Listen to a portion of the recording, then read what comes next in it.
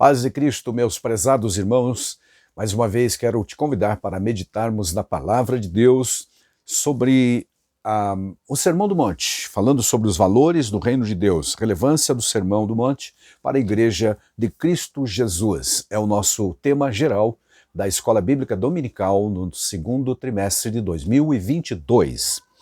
Chegamos à lição número 6 e vamos tratar sobre palavras honestas que o crente deve falar, ou ainda, expressando palavras honestas.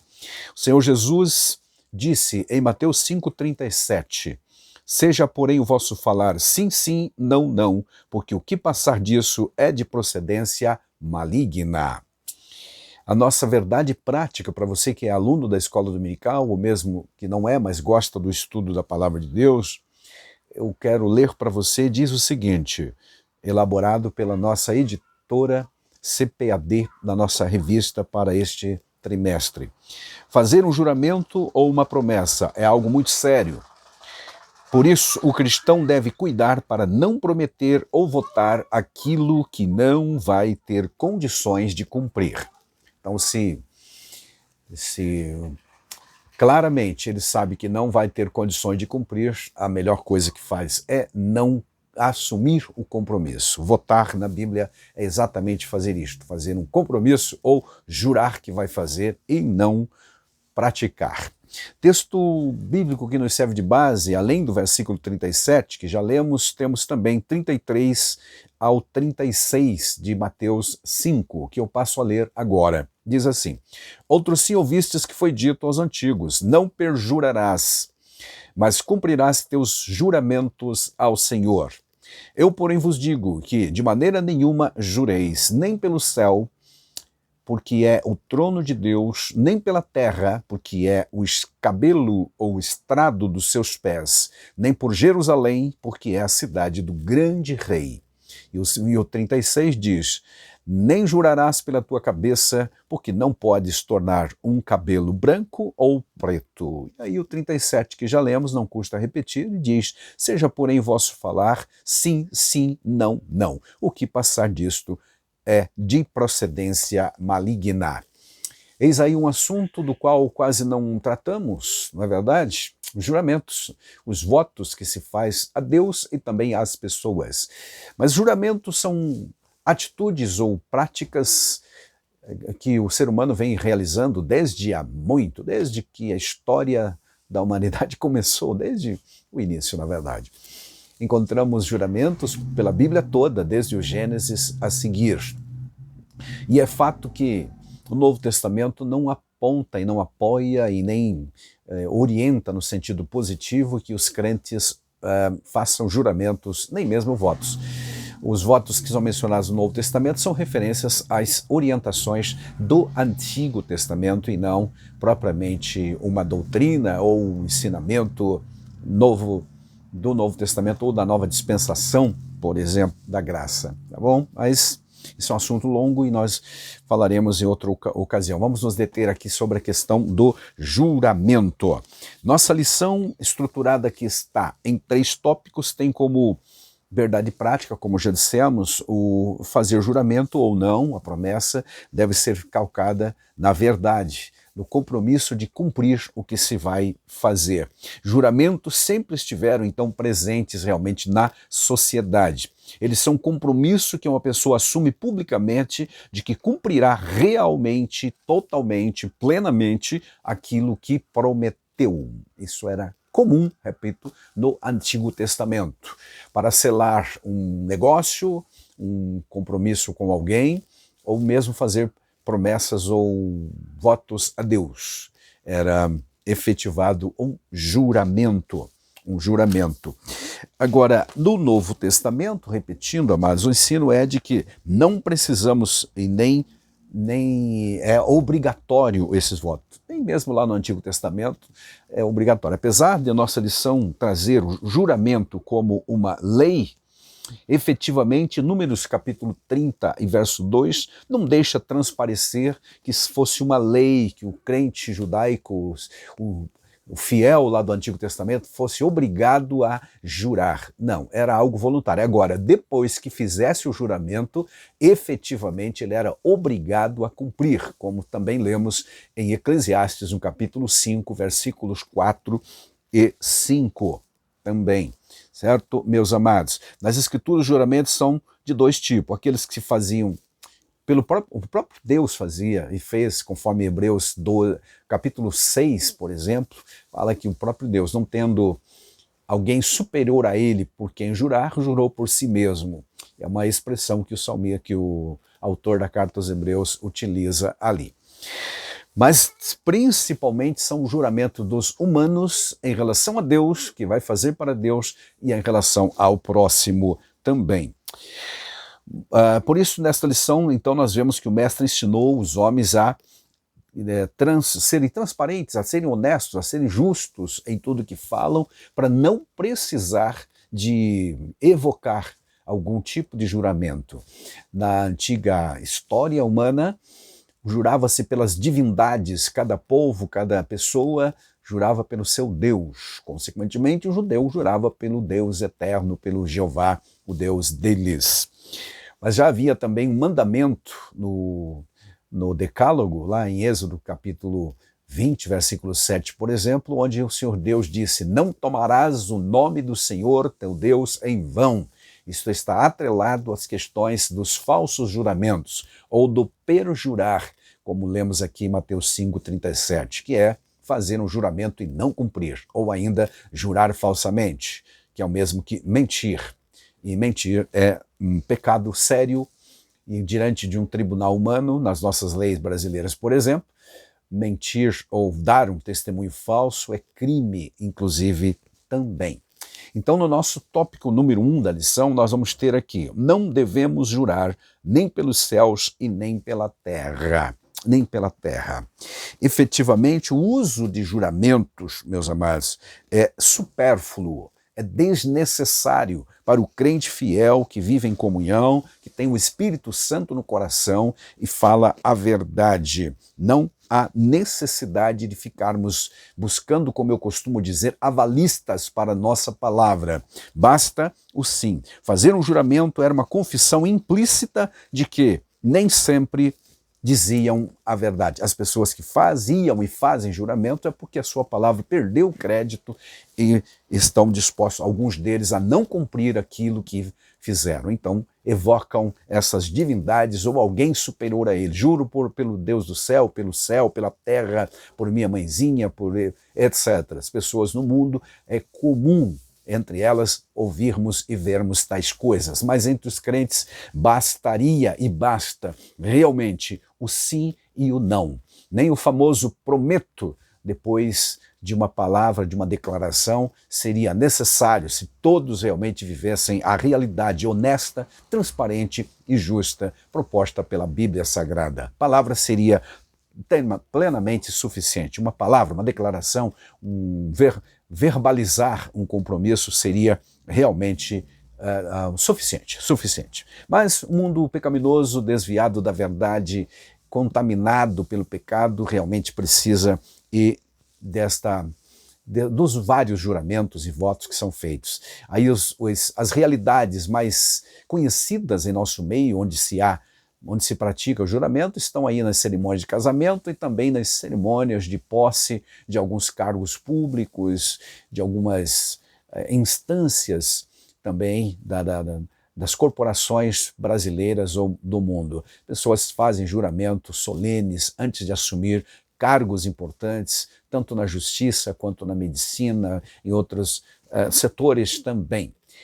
Juram cumprir o manual que os rege quanto ao profissional liberal a que eles irão ser a partir daquele momento. Juramento lá do dia de formatura. Então, a humanidade vive com esse juramento. Certamente Jesus não está proibindo esse tipo de juramento, mas aqueles tipos que os fariseus e escribas praticavam.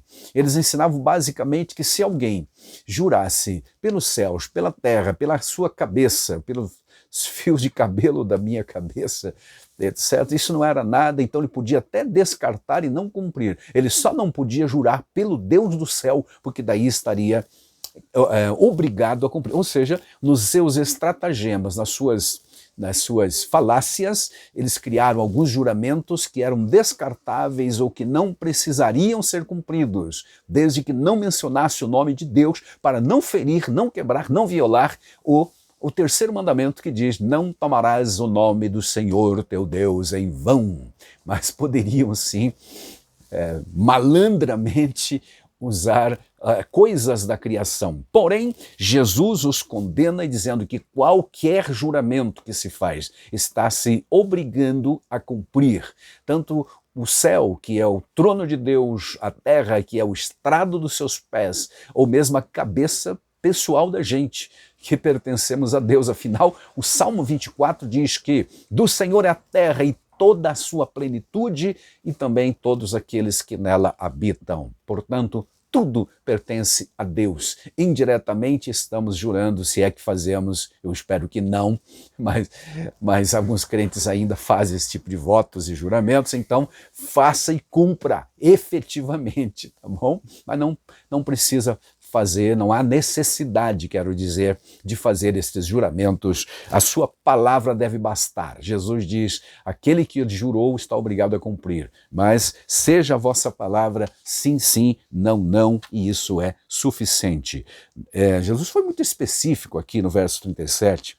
Não jureis, aliás, é isso mesmo, verso 37. Seja, porém, o vosso falar sim, sim, não, não, porque o que passa disso é de procedência maligna. Verso 34, ainda mais direto ainda. Eu, porém, vos digo que de maneira nenhuma jureis. Certo? Nenhuma maneira, eu porém vos digo, de modo nenhum jureis, nem pelo céu, por ser o trono de Deus, nem pela terra, porque é o estrado dos seus pés, nem pela cabeça, porque você não tem domínio exatamente sobre isso, nem mesmo tornar um fio de cabelo branco ou preto.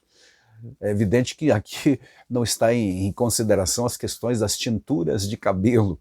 Nesse tempo não havia ainda essa técnica e essa vaidade que a humanidade inventou, e hoje uma pessoa pode ter o cabelo que desejar, da cor que quiser, cada dia da semana, se assim desejar. Mas nos tempos bíblicos não era bem assim, e mesmo fazendo isso, você não vai conseguir mudar efetivamente a partir da raiz do cabelo, vai somente a partir da superfície da pele, né, da cabeça. Jamais fará ao natural realmente mudar. É como se você desejasse que o cabelo que é loiro fosse preto ou o preto fosse loiro ao natural, sem aplicar uma tintura artificial. Não tem jeito, ninguém consegue isso, só Deus realmente. Então, jurar pela cabeça, jurar pela terra, jurar pelo céu é o mesmo que jurar pelo Deus que está acima de tudo isso e criou todas as coisas. Um argumento nessa mesma linha está em Mateus 23, versos 16 a 22, onde novamente encontramos essa malandragem, essa linguagem malandra, ou as artimanhas dos escribas e fariseus tentando relativizar as coisas, deixando-as mais amenas, e de forma tal que os judeus poderiam, por exemplo, jurar pelo templo e não pelo ouro do templo. Se jurasse só pelo templo de forma geral, não estaria obrigado a cumprir, mas se jurasse pelo ouro do templo, ele tinha obrigação de cumprir.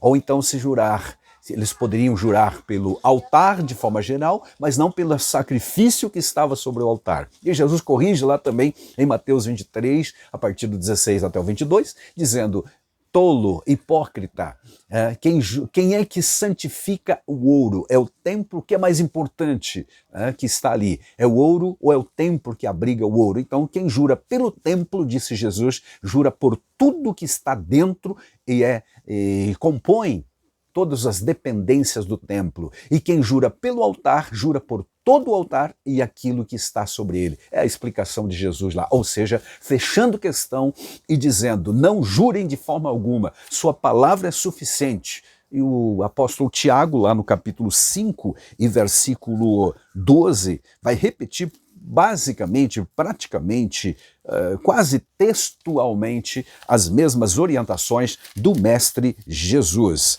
O Tiago, então, lá diz o seguinte: acima de tudo, porém, meus irmãos, não jureis nem pelo céu, nem pela terra, nem por qualquer outro voto. Não façam votos.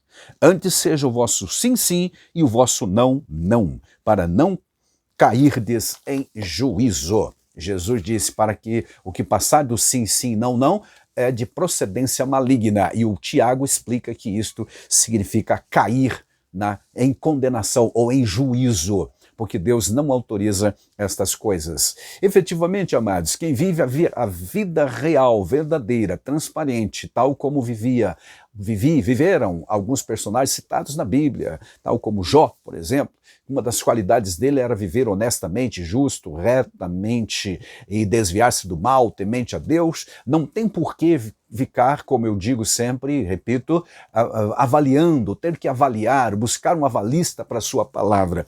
Sua simples declaração, eu faço, eu vou fazer, eu assumo, seria suficiente, sem precisar dos tais juramentos. Então, tópico 1 da lição fala sobre esta realidade. Não devemos jurar, tá bom? Nem pelo céu, nem pela terra, nem por qualquer outra coisa. Certo? Amém, né? Isso é questão fechada. Tá? O propósito da lei do juramento, aliás, o autor do comentário da lição chama de lei do juramento. Não é bem, eu entendo que não seja uma lei, uma ordem, não, era algo voluntário. Se a pessoa quisesse jurar, podia, senão, não. Agora, uma vez que fez o juramento, ficaria comprometido a cumprir, não tem nem dúvida. Isso fica claro na Bíblia Sagrada, muito especialmente em Eclesiastes capítulo 5, versos 4 e 5. Tá certo? Não jureis nem pelo céu, portanto. O estratagema, repito, dos escribas e fariseus tinha essa malandragem de dizer, não, se você jurar só pelo céu, não dá nada não, se não cumprir não vai pesar nada sobre ti, não entrarás em juízo. Agora, não jure usando o nome de Deus, porque daí sim você estará obrigado a cumprir à risca, senão vem o castigo de Deus. Cristo, então, derrubou tudo isto e disse, não jurem absolutamente por nada, porque tudo pertence a Deus, inclusive vocês mesmos. Amém? Então tá bom. Nossa palavra deve ser, portanto, sim, sim, não, não.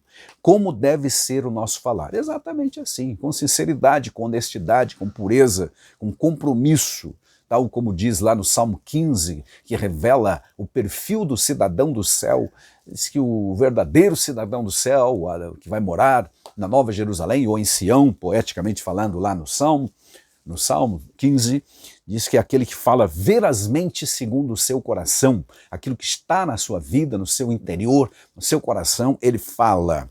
Com muita propriedade, o sábio Salomão falou a respeito do poder das palavras que proferimos, nos empenhamos, na verdade, com as palavras que dizemos. Ele chega a dizer em Provérbios 18, 21, que até mesmo o poder da vida e da morte está na palavra de alguém. E isto é fato. Não estamos aqui mencionando e nem evocando os ensinos heréticos, exagerados da confissão positiva ou das maldições hereditárias ou coisas desse gênero. Não, não. Absolutamente não. As palavras não têm poder como entidades independentes, mas que nós podemos ajudar ou prejudicar alguém com palavras, isso é fato, é real e é experimental na humanidade e até mesmo na igreja. Podemos matar a alegria, matar o entusiasmo de alguém com expressões grotescas ou mal educada ou ainda impensada e etc. Você entende perfeitamente. Por outro lado, podemos erguer o ânimo de alguém, ajudar, fortalecer, aconselhar, edificar, como diz Paulo, por exemplo, em Efésios 4, 29, ele disse, não saia da vossa boca nenhuma palavra torpe, mas somente aquela que produza edificação e que comunique graça, favor a quem ouve, edifique a vida de alguém. Esta é uma palavra que produz vida, produz vida moral, entusiasmo, alegria, nada de espiritual, porque quem tem poder realmente de vida e morte e absolutamente é Deus, você sabe disso. Suas palavras têm poder, é verdade, mas são limitados também. Nada de cair nessa falácia da doutrina herética chamada confissão positiva, em que você confessa alguma coisa e vai acontecer, e vai materializar. Não é bem assim, não chega a esse extremo naturalmente. Agora, Jesus diz em Mateus 12:37 também que com as suas palavras você pode ser justificado ou condenado. Ou seja,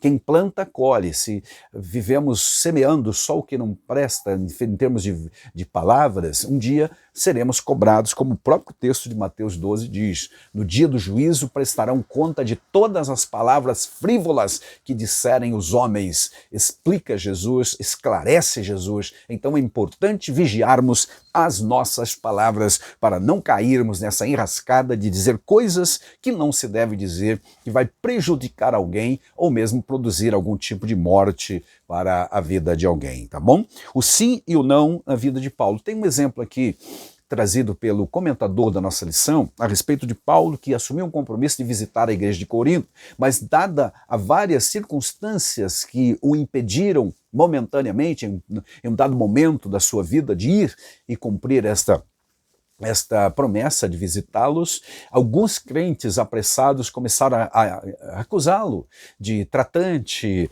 de alguém que não os amava verdadeiramente. Então Paulo precisou escrever-lhes uma segunda carta dizendo: gente, não é bem assim, eu os amo, eu tenho um carinho todo especial por vocês, e não fui é porque, se não fui, Deus é minha testemunha, vai dizer ele em outro texto também, evocando, né, nesse caso, no Novo Testamento, a testemunha do próprio Deus também, dizendo: eu falo a verdade, eu não fui, não porque não os amo, não porque não quero, e nem sou do tipo que diz sim, mas depois se arrepende e diz não, é porque realmente as circunstâncias não me favoreceram. Assim o crente deve ser também. Se não der para cumprir o que prometeu, assumir a sua responsabilidade e dizer: não fiz por isto, aquilo, aquele outro. Não deu para fazer por conta disso e daquilo. Não fui porque aconteceu isto, aquilo e aquele outro. E aí demonstraremos, como Paulo demonstrou, a sua transparência e o seu temor diante de Deus. Não é que ele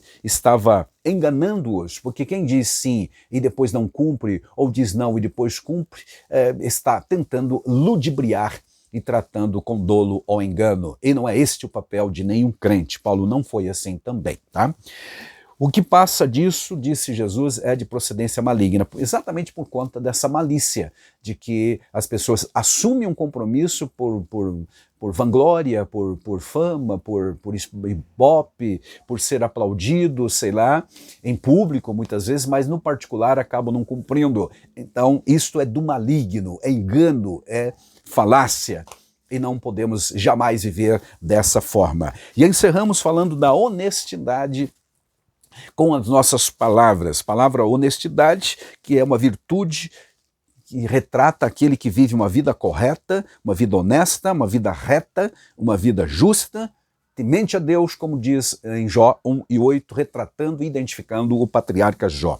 Em Atos também temos um homem chamado Cornélio, que é descrito, nem crente ainda era, mas a Bíblia já o descreve como um homem honesto, reto, de acordo com a justiça. Está em Atos capítulo 10 e versículo 22. São dois exemplos que a Bíblia Sagrada nos apontam, há mais, mas esses são dois deles mais salientes, que nos apontam o sentido e inspiram-nos a viver uma vida de honestidade. É possível viver, será, neste mundo tão pervertido, de tantas fake news, de tanta mentira, viver uma vida com palavras honestas? Ou seja, é possível ser honesto com nossas palavras neste mundo? Sim, plenamente é possível, sim.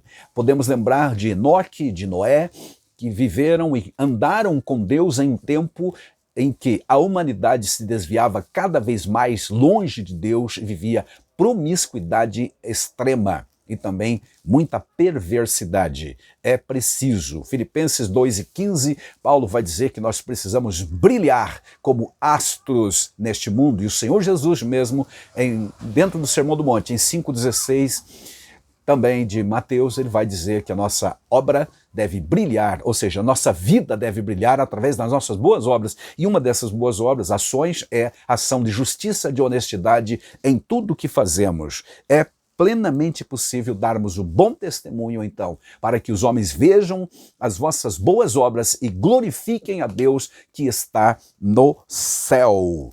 Aleluia. Será que nós somos conhecidos pela palavra honesta que pregamos, que ensinamos verdadeiramente?